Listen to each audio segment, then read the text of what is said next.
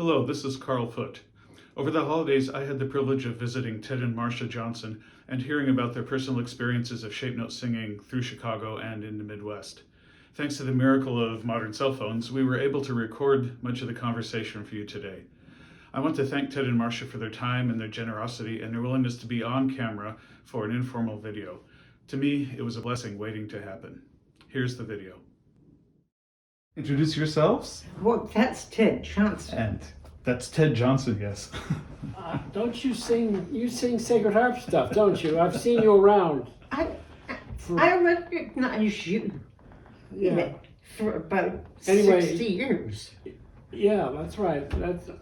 Yeah. My name is Ted Johnson, and as you see in the book, I'm getting it to be about as beat up as the book is. If you've sung this music long enough, that's what happens to you. Yeah. And this is my favorite alto in the world. How nice of you. What's my name? Well, Try. You can do I'm it. working on it, Marcia. Marcia, that must be it. Yeah, I like altos so much that I married one. Well, which came first, the alto or the shape note singing? Well, The alto. yeah, we used to sing together a lot. We're old folkies Okay. back from way back, and she grew up singing in her home, and I did a lot of singing in choruses and choirs, and so we started out being fond of singing, and had been doing a lot of it before we ran into this music, and so Well- it just fitted in. Ted was the first teacher that the Old Town School hired when they expanded. The Old Town School started with Frank Hamilton, Win Strachey, Don Greening, Gert Solker, and Ted was hired as teacher. He was also in the first class of the Old Town School. The So- full name, Old Town School of Folk Music, in case you didn't know. So Right. I met Ted at the Old Town School, right?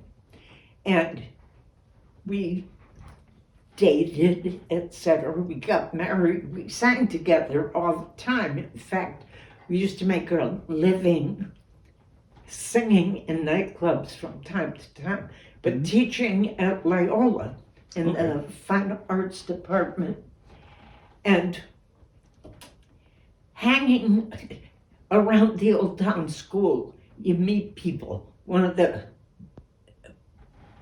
peoples that we met was Judy Hoff. So we sang with Judy. We sang every weekend. We Right. spent weekends in the front room singing. So one day, Judy said to me, I'm sick of singing all this old stuff and want something new. Well, again, from the Old Town School came a fellow named Harlan Daniel. Now, Harlan, the New York Public Library thought Harlan was a library because he collected popular culture. And it's a long, long story, but at one point he gave us a folder, a yellow folder, with music Xeroxed and a tape. And I thanked him kindly, and I put it right up on a bookshelf where it stayed for, 15 years. So when Judy said, I want to sing something different, I said, okay, and I went and I got this folder. She said, what is this? And it was copies of songs from the Sacred Harp. So she took it home and she called me up on a Wednesday and said, we got to get 8 people, and we need For our Two- jam sessions. For a square. 2 tenors, 2 altos, 2 sopranos, and 2 basses. So we did. we gathered up these people, and she started us out. And one of the songs is Wyndham that we first sang. Let's see, that is page 38. And in those days, we had a white book. And in the white book, the words didn't fit under the notes. Yeah. So we had to draw lines from the notes to the words. So one of the first tunes we learned was Wyndham. Another one was Winter. I don't know my numbers, obviously. Winter 38. Winter. Another one was It seemed appropriate. For today, definitely. By the way, excuse me, I should say, what was new about this, to see are the little shapes.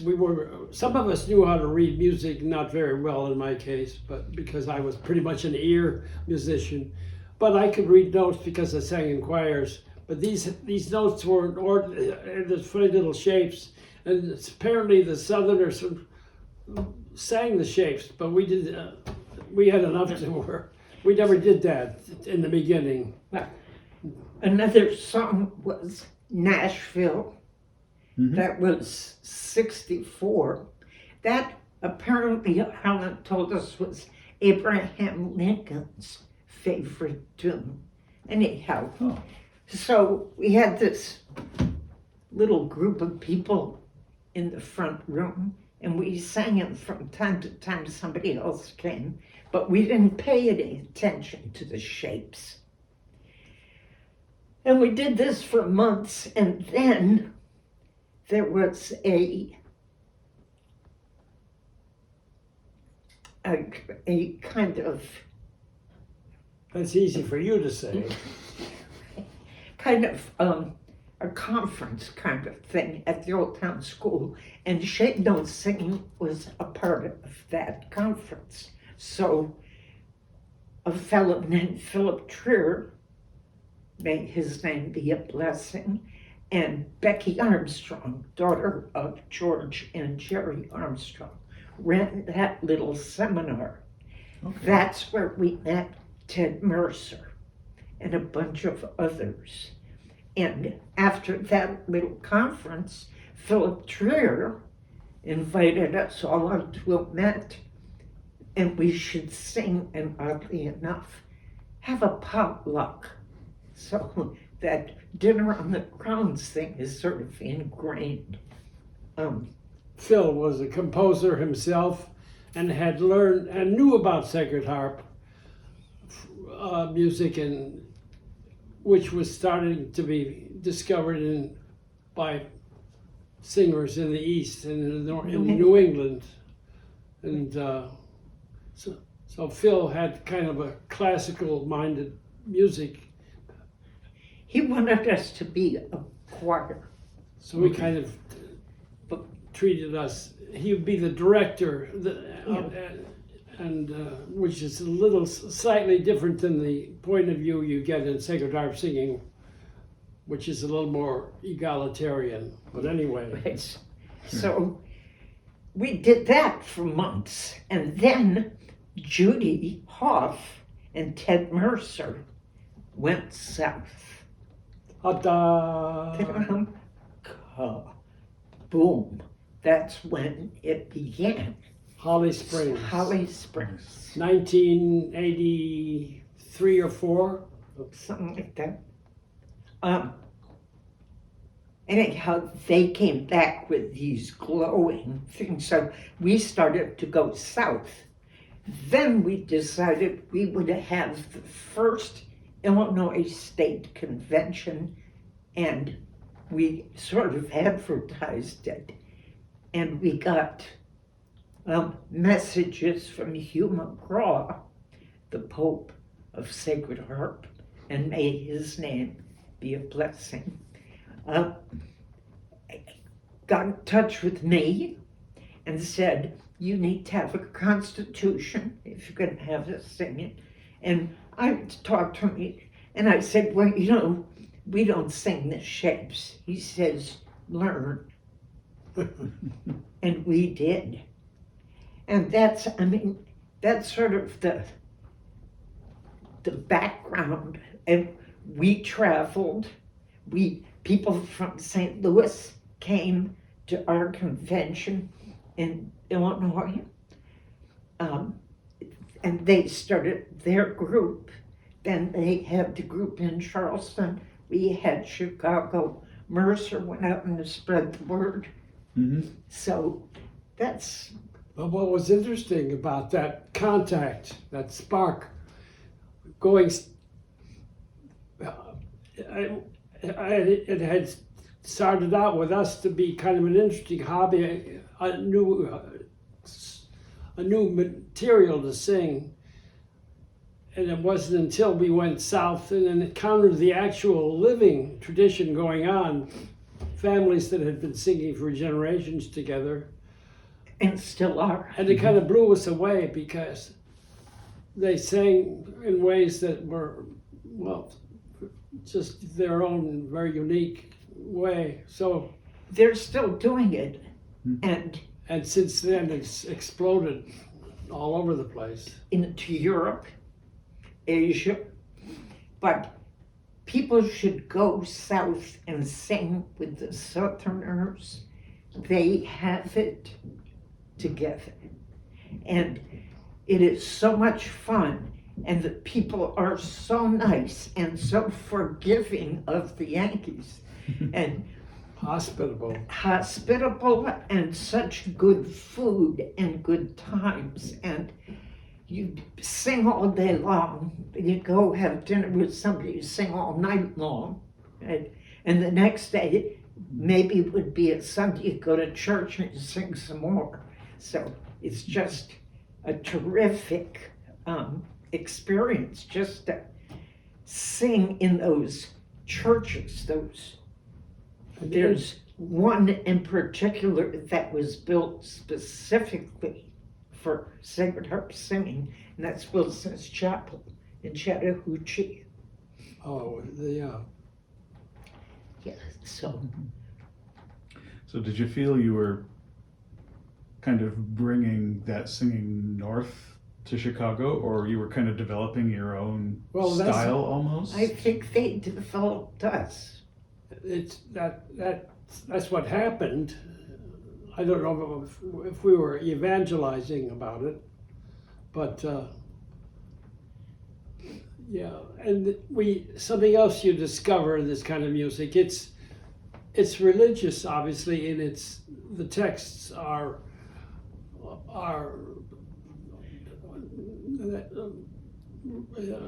come out of a religious tradition. We're And patriotic. Pardon? Patriotic, too. Yes, there are some of those. And so it was in that sort of a context, and traditionally the singing would be opened with a prayer, and there'd be a prayer and so on. On the other hand, it's non-denominational, but a lot of people sort of felt there's something that happens with this music, and us newbies comprised all sorts of people, Christians, atheists, Jews, all sorts of people, and there's something about the music that people get off on, and sometimes you use the word quote spiritual or something else. Like you can levitate. That seems to be an aspect of this kind of singing, and still is, and so that's just another aspect to consider. Yeah. And nobody asks you No. where you're from. They know you're a Yankee, but that's it's not part of the conversation. And it's not like a church service. No, it's uproarious. It's really great. I think traveling south is essential to your development as a sacred harp singer. no matter where you go, they're happy to see you and to point you to your part and to ask you to lead, or if you don't want to, you don't have to, etc. Now, for somebody who's a northerner and hasn't really been south yet, is there a particular part of the South that you would think of? Alabama, Georgia, North Florida. There's a website you can go to that tells you where all the singings are going on. It's fasolat.org. Fasolat.org. Right. Tells you. And there's a singing every weekend. Somewhere. Somewhere. Yeah. It's just a trip to go. So we sort of picked up on the Southern habits, including the vocabulary, calling it singing, and called it the group that is singing is called the class. Why? Because going back to the 19th century, the early people wanted to sing in church, and so there were singing masters, so-called people who would go from town to town teaching people how to sing. And that's why, by the way, the shapes, we don't have to go through that technical part now, except the shapes enabled people who couldn't read music to Read music. Yeah. Because it tells you intervals. Right. I forgot where I was going with that. Well, the class. Oh yeah, the well, that's song- why it was that's why it's a class. And people will say, "Oh, I really enjoyed your lesson," which means what they're saying is, "I enjoyed the song you just led us through." Right. Class and lesson. And gives in away. the house Mm-hmm. is the schoolhouse. And as far as I know, they're doing the same things in Britain and in Poland and in Germany and in Scotland and wherever it's going on. You can see on YouTube, you can see singings like in Ireland and so on. All over. And it'll look like an American. They're singing in English, which is not always their language, but they're doing things the way we do it here. Mm-hmm. Way back in the 80s, just before we got into it, Alan Lomax, a very well-known folklore collector, went down to Holly Springs in Georgia, right? Which is, and made one of his musicological ethnographic recordings of a singing in of this kind of singing, and there's a recording of a conversation that he had with several people down there at the time, and he was saying, this was back in 1980, he said this kind of music is going to grow, it's going to go far, it's going to, he predicted what I wouldn't have thought of, because there still seemed to be something sort of, if not parochial, at least limited in time and space. And here this man was saying, no, there's something about it that is going to attract people in all sorts of places. And he was right. It's amazing how far and wide this music has come. And as we sang, composers like Ted and Ted Mercer, another fellow who, Jim Carnes, who sang with us at the beginning, who looks like you. I get told that quite a lot, yes. You look like Jimmy Carnes. Composed songs, and when the book was revised in 91, some of their songs wound up in the book. Mm-hmm. New Agatite is Ted's tune. Judy has Grenville and Stony Point and Wood Street. There may be another. Ainsley. And Ted Mercer has Shepherd and O'Leary. And Jim Carnes has Rockport. All of those songs are. Of course, now there are other books that have been published. Oh, yeah. Many now. Well, I'm kind of curious. This is music that you stuck with for a long time. It wasn't something you did for a few years and then moved on to Oh, another no. kind of music. We so- started doing this in about 82, I would think. Do you have a sense of what it was that just drew you to it so much to the point where you started composing? How do you compose something like this where you sing into a tape recorder and then listen to what it sounds like? But that's just one part.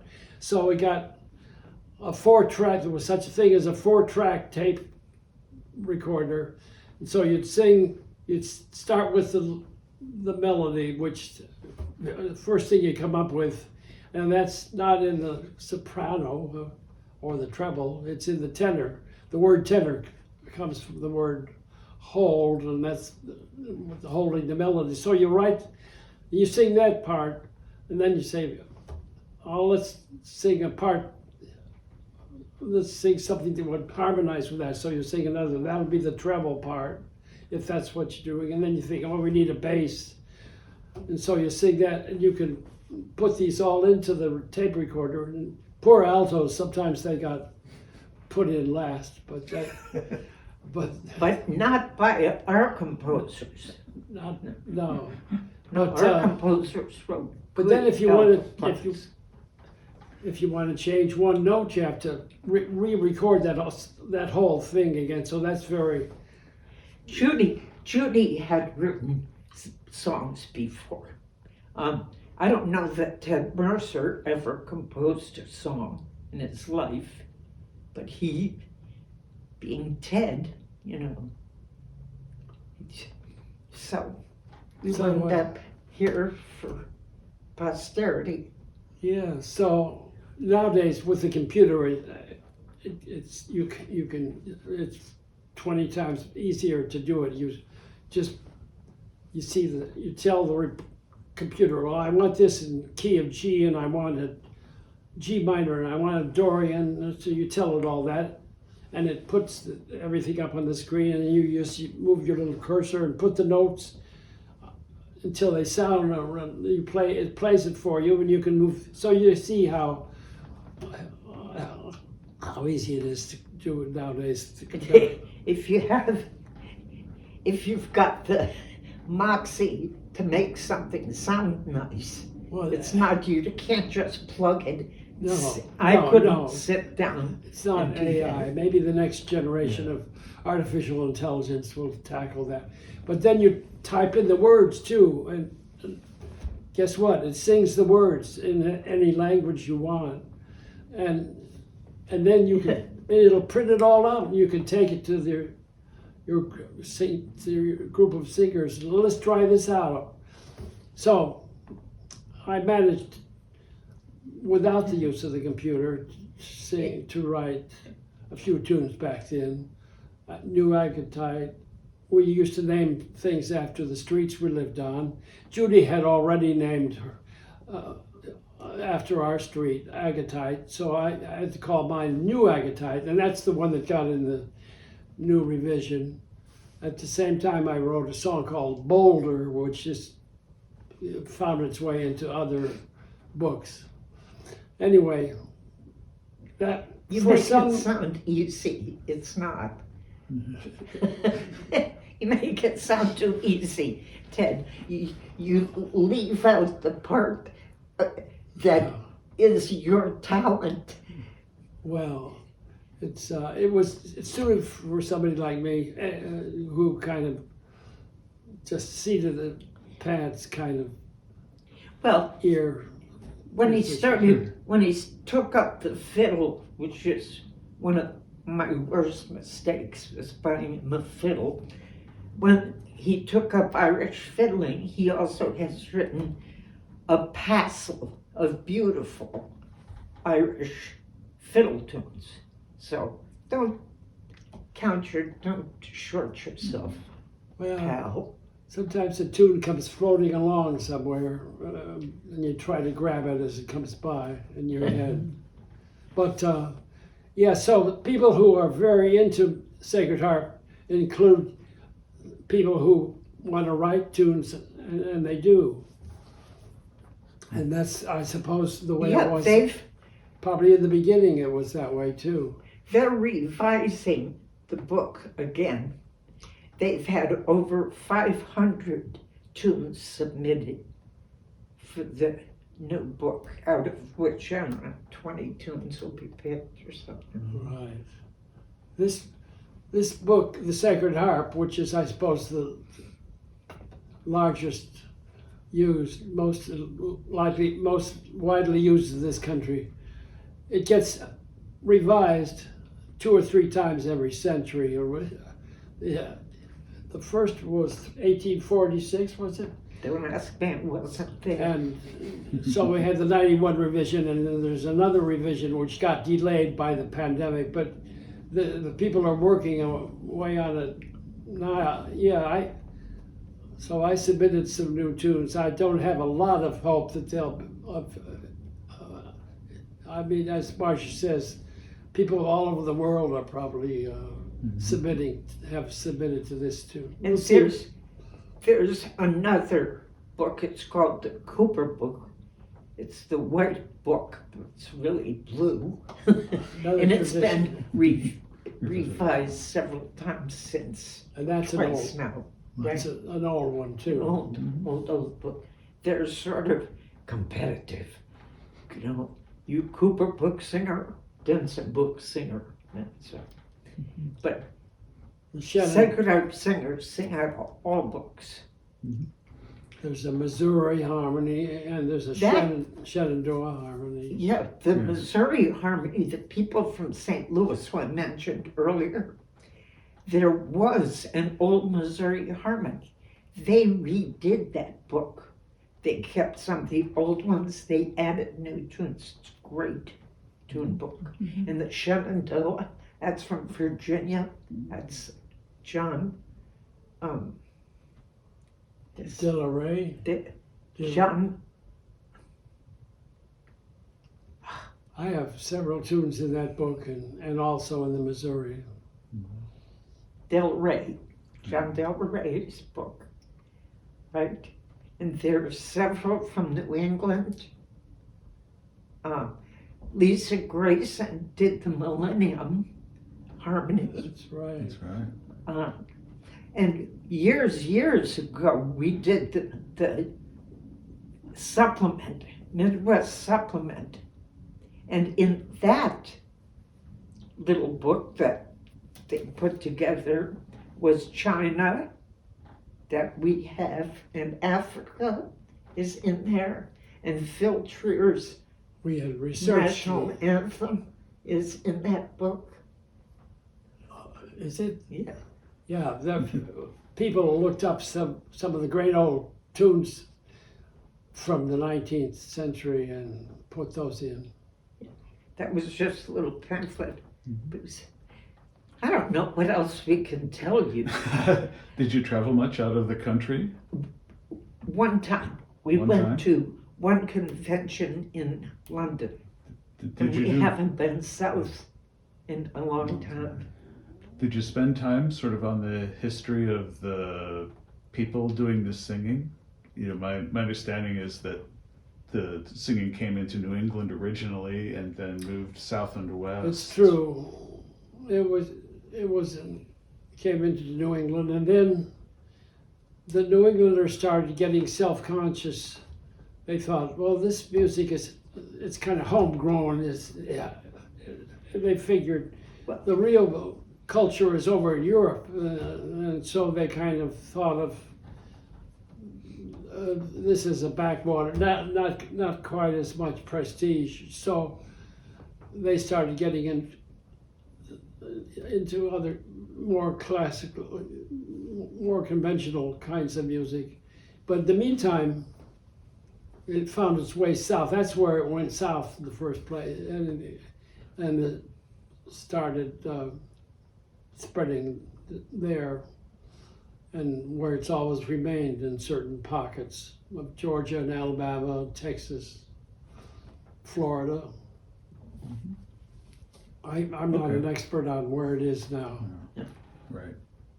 But, you know. Well, it's here in Chicago on the 8th. It'd be fun.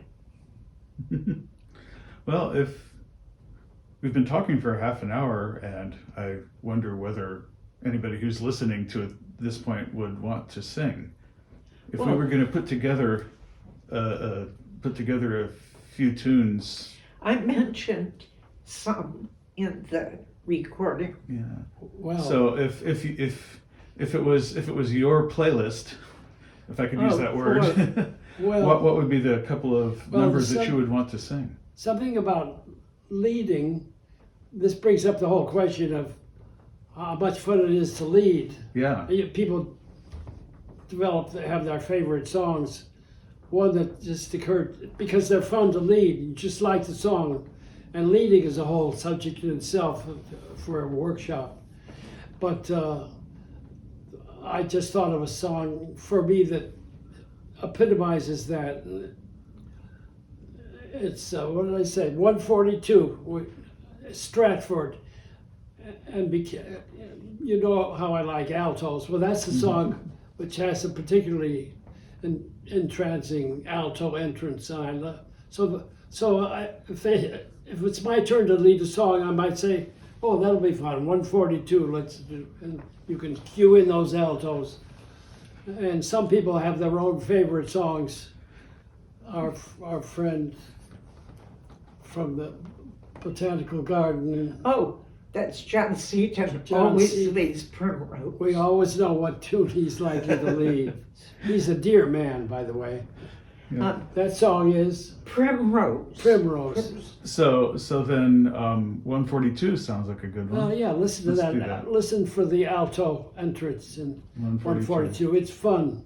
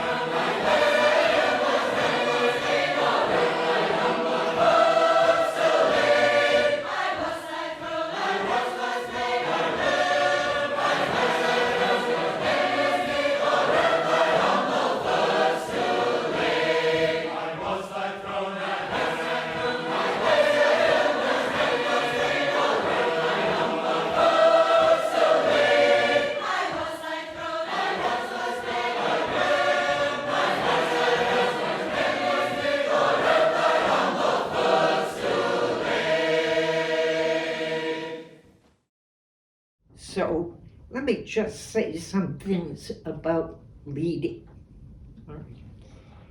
It's important when you're leading, not just to pick a song and lead, but to pick a song that fits in with what's going on in the singing. For instance, sometimes the singing just heats up and they fuguing tunes all over the place, and somebody in the middle of it will pick some one chord tune, and that just stops that flow. And you have to be cognizant of the mood of the singing. And some people insist on leading all 20 verses of some song. Sometimes that's appropriate. Usually it's not.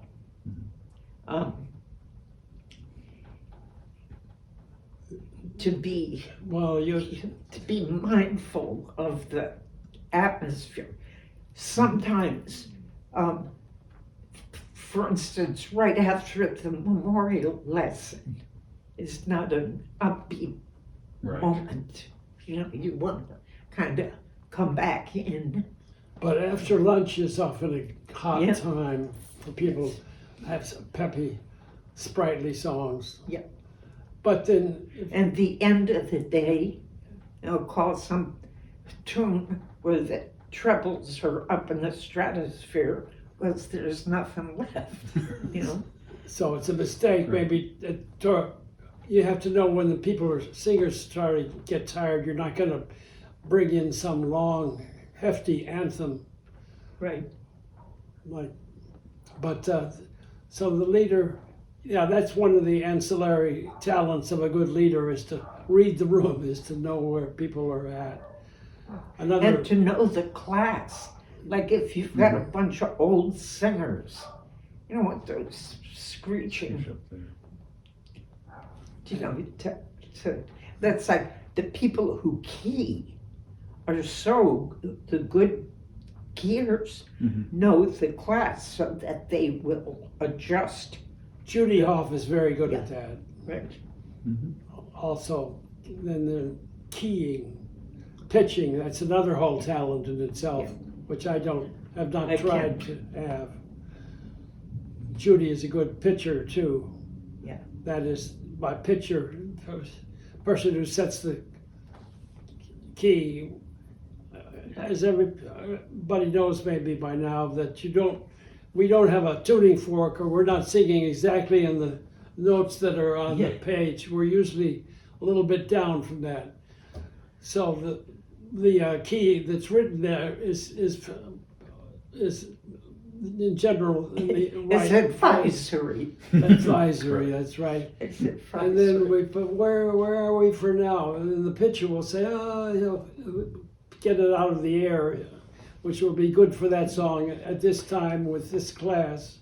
That's a talent in itself. And it drives people with true pitch, with exact pitch, crazy. Yeah, because they know if the music says that's a B flat note and we're really singing A or something else, it drives them crazy because their ear must be terrible. I'm so glad I don't have that talent. Perfect pitch. Yeah. So Ted Mercer was the person behind Oh, kind of organizing Chicago and the Midwest as Yeah. well. I mean, yes. You folks helped with that We, as well? we were not permitted to lag. We were what? Not permitted to lag. Right. Right. Now, you know, if there was a singing on Sand Mountain and Ted Mercer wanted you to go to that singing, he would be sure you went to that singing. I'm sorry, Ted, I can't go because, they have special fares. I'll get you a ticket, right? Oh, we'll rent a car. Oh, well, Uncle Mort's Motel is having a special for, whatever. Yes, He had solutions. he, for instance, we had the anniversary singing, that's his idea. We had the Midwest Convention, his idea. He decided we should have a state convention down south and a Midwest in Chicago.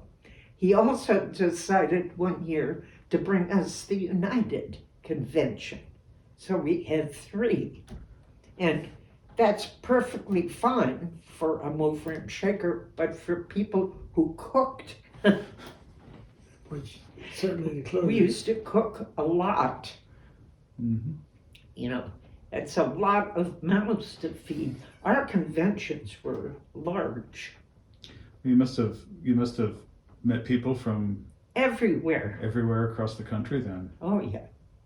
Yeah. I should have mentioned earlier when we were talking about doing it the way the Southerners did. As soon as Hugh McGraw, who Marcia mentioned earlier, talking on the phone, as soon as he heard that we were going to have our own convention, an Illinois state convention, first one since the Civil War. He made sure that we were going to do it right. So he brought a whole van full of Southern singers up to our first state singing. Yeah. It was really funny because And they came to St. Louis. When St. Louis had their singing, he came. right. Well, That's it's what, funny. there was a guy in St. Louis who said, first of all, he was going to pitch with his recorder. And then he said, and we're not going to have any prayer at the beginning, at which point Hugh stood up and said, let's have a prayer before we sing. They made sure we get it right. Yeah, we didn't get away with that. Yeah. Yes, they came, and the Southerners came up. It's years. They must have thought it was funny that our first Illinois, we didn't quite know how to do things. Judy, I think, had a music stand. Yeah. Imagine the Sacred Harp with a music stand in the middle. Well, we didn't know. You said you didn't need that.